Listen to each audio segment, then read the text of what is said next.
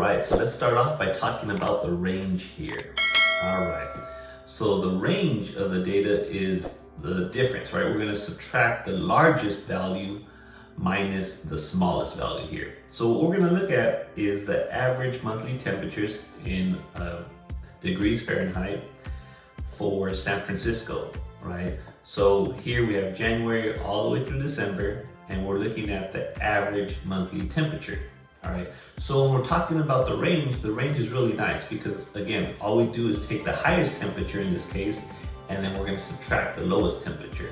So we see the highest average temperatures in September, which is about 63 degrees Fahrenheit, and our coldest temperature in San Francisco is the average monthly temperature is 51. All right. So what we're going to do is simply subtract those two and we get 12. So 12 is our range. All right, so the range is going to be one of the nicest and easiest things that we're going to calculate in statistics. The next thing we're going to look at is the variance. Now the variance is a little bit more complicated. And when we're looking at the variance, what we're looking is at how spread out our values are.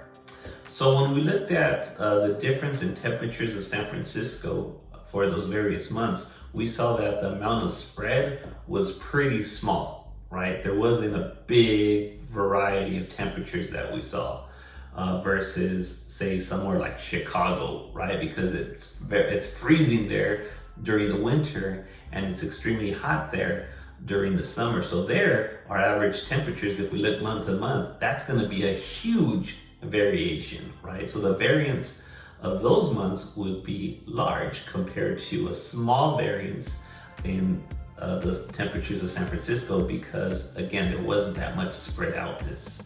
All right, so when we're thinking about variance, this is going to be a way to see how far on average are our values from the mean, right? So that's what we're going to be looking at here. And the way we compute the variance for populations and samples is a little different. So let me walk you through those ways. All right, so let's start off by looking at the population variance here. So what we're gonna do is we're gonna take all those values and we'll call them x of 1, x of 2, x of 3. And again, this is just notation to let us know of all the different values that we have. Okay, so don't let the notation mess with you. So what we're gonna do is we're gonna find the population variance, and notice it's a Greek letter sigma, and it's our lowercase sigma, and it's squared. So we have sigma squared. This is gonna be our notation when we're talking about the population variance. And this is the formula we're gonna be using, all right? And again, these formulas, if they look a little bit confusing at first, don't worry, I'm gonna break them down to show you exactly how to use these formulas. So it's not so bad, just hang tight. All right, so what we're gonna do is let's calculate the population variance of those same temperatures when we're looking at those San Francisco temperatures, all right? So what we're gonna do is we're gonna go ahead and we have all these temperatures right here, and the first thing you wanna do is step one is to calculate the population mean. So notice in our formula, they had the mu there, which is our population mean. So the first thing we're gonna do is calculate our population mean. So what this is saying is you just add up all your temperatures, and we get 690 after we add them up, and we're gonna divide them by however many temperatures we have, which are 12, right? So nothing changes. This is the regular mean that we've talked about in our last video. So our mean, our average temperature is 57.5 degrees Fahrenheit. All right, so that's step one. All right. So for step 2 here, what we're going to be doing is we're going to take each one of those days, those average temperatures, for that given month, and we're going to subtract our mean from that. So you're going to do 51 minus 57.5. You're going to do 54 minus 57.5. You're going to do 55 minus 57.5, and so on. And so we're just subtracting, we're going to do each one of these averages minus the mean. And that's what gives us this list down here. So we see this row down here. This row represents those subtractions, and that's how it's denoted. So we take that value and we're going to subtract the mean from it. So this is what the notation was telling us. All right, any questions? Are we good? All right, step 3 here, folks. What we're gonna do is we're gonna take each one of those deviations, those subtractions, right? And we are going to square those results. So whatever you got in your last column, that last list, we're gonna take each one of those values and square them. And just a little heads up, when you're doing this in the calculator, you might want to use parentheses so that it knows if you have a negative number, when you square it, all these values will end up being positive because we're squaring them. And we know a positive times a positive is a positive, and a negative times a negative is a positive. So all your results here should be positive. If not, you made a mistake somewhere, just like this guy. Oh my God! Oh!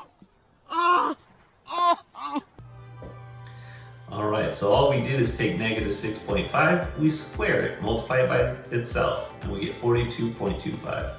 Take negative 3.5 and multiply it by negative 3.5. You get 12.25. You get negative 2.5 times negative 2.5, and you get 6.25. So again, all we're doing is squaring each one of these values, and you're getting this list right here. Easy enough. All right, so now that we've computed that list, right, we squared all those values there, right? So now we have capital sigma here, the Greek letter. And all that means is that we're gonna add up all those values. So you're gonna add up each one of those results. So you see here, we added each one of those results. And we got a total of 169. So again, that's all that notation does. So the best thing that you could do is whenever you have new notation, is just make sure you understand what it means. And it's a way for us to save some time, because I don't want to write down all of these steps, right? I'd rather have some type of shortcut. And that's what this is. These notations just represent a shortcut for us. All right, step number 5. So what we're gonna do is you're gonna take that result, that summation of you adding up all those values and getting 169, and you're gonna divide it by n, which is our population size, right? How many data points were we looking at? Well, we had 12 different months that we were looking at, the temperatures of 12 different months, those averages. So n in this case is 12. So once you divide that, you get 14.083. And that, my friends, is the population variance. All right, write this down. All right, so now that we got the population variance, again, the population, we know all those values from everybody or everything that we're looking at. And sometimes we don't have the population, we just have a sample, right? And most of the time when we're doing statistics, we're usually dealing with samples. So next, we're gonna look at the sample variance. And what you're gonna notice is, since we're dealing with the sample, we no longer have mu, we have x bar, which is, we're still calculating the mean, but now it's the mean of the sample because we do not have a population. And instead of our capital N, we just have lowercase n minus 1. And in higher math class, once you get into higher statistics classes, you look at why this is. But right now, this is our formula, and let's figure out how to use it. So the first thing we're gonna need to do is find the sample mean. So once again, we're gonna find the mean, just different notation because now I have the sample. So we add up all those hours that they give us, all those different times, right? And remember, when you're doing this, you might wanna put parentheses in the numerator, just to know that you have to add them all up first, and then whatever you get, then you divide by 6, because a lot of calculators, if you enter it like this and then just put divided by 6, what your calculator might do, depending on what type you're using, right, it might only divide the 2 by the 6. So be very careful. Try it out and make sure that you get 4 here. All right, so press pause and you try it out. Make sure you know how to use your calculator. All right, so here's our formula once again for the sample variance. So what we're gonna do is, again, we're gonna take each one of those hours, the 3, and now we're gonna subtract it by the mean that we just found. So 3 minus 4, that's what went here. The next time was 4, so 4 minus 4, that went here. The next time was 6, right? So 6 minus 4 went here. So right here, we're doing the same thing that we did before. I'm just not showing you a list. I'm just plugging everything in at once because I know a lot of you guys like to just plug everything in one shot, right? And then our next value was 5, so we do 5 minus our mean, which is 4, right? And then we have our next value, which is 4 minus the mean, which was 4. And our last value was 2 minus 4, which is 4. So again, this is xi minus the mean. Our data value minus the mean. Our next data value minus the mean. And that's all we're doing. So after you go ahead and subtract those, what do we do with those values? Well, we square them. So this is just giving you another look of how to enter everything in at one shot. But essentially, it's the same exact thing that we did before. And later on, in our next video, we'll be looking at a shortcut of how to do this using your calculator. All right, so once you square all those results, what do? Well, we're gonna go ahead and we're gonna divide it by n minus 6. Well, how many batteries were we looking at? We were looking at 6. So we have 6 minus 1, which is gonna give us 5. So we divide 10 divided by 5 and we're left with 2. So again, this is just a different look. Some of you rather do everything in one shot, but if you liked the other example that we did previously where we did the list and step by step, feel free to do it that way as well. Both methods work. I just wanted to show you different ways because I know some people prefer this method A, others of you prefer that method B. Whatever you feel more comfortable with, that's what I want you to do. So now we've talked about the population variance and we've talked about the sample variance. Well, here's the thing. If I were to look at the units of the problem we just looked at, we got hours squared for that sample variance. And that doesn't really help us. And what the heck is hours squared? I don't want square hours, right?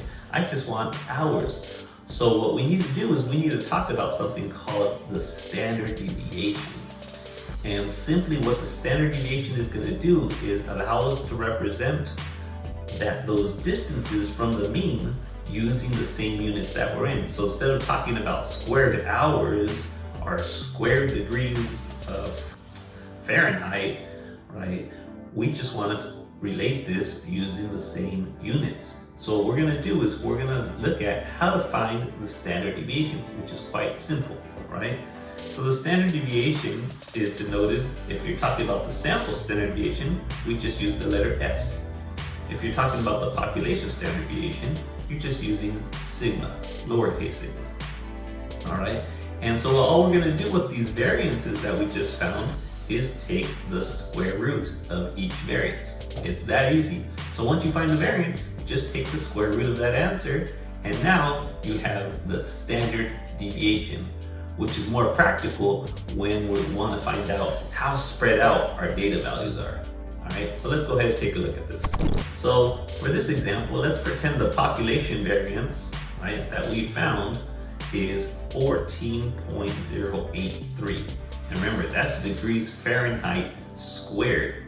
What the heck does that mean? So let's get rid of the squared so we could just talk about this as degrees Fahrenheit.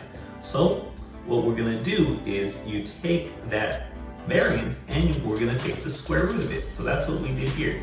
We're gonna take that square root of our answer and now we get 3.753 degrees. So on average, right, this is how far our data values are away from our mean. And again, now we have this in degrees Fahrenheit. So now our units, they all match and they all align with whatever it is we're talking about. All right, let's look at another example. The variance of those lifetimes of those 6 batteries, right? What we have is a sample variance. So if I wanted the sample standard deviation, all I'm going to do is take my answer that I got, which was 2, and I'm going to take the square root of 2, and I get the answer 1.414. All right, so it's that easy, folks. So we've taken a look at the range, we've taken a look at the variance, and we've taken a look at the standard deviation. So if you make sure you like and subscribe to this video, right, we're gonna show you how to do all of this using your calculator. So stay tuned, mathletes. All right, mathletes, so that's a wrap for Dr. Math today in Dr. Math Studios. Please make sure to give us a like, subscribe, and we'll see you in the next video. Peace.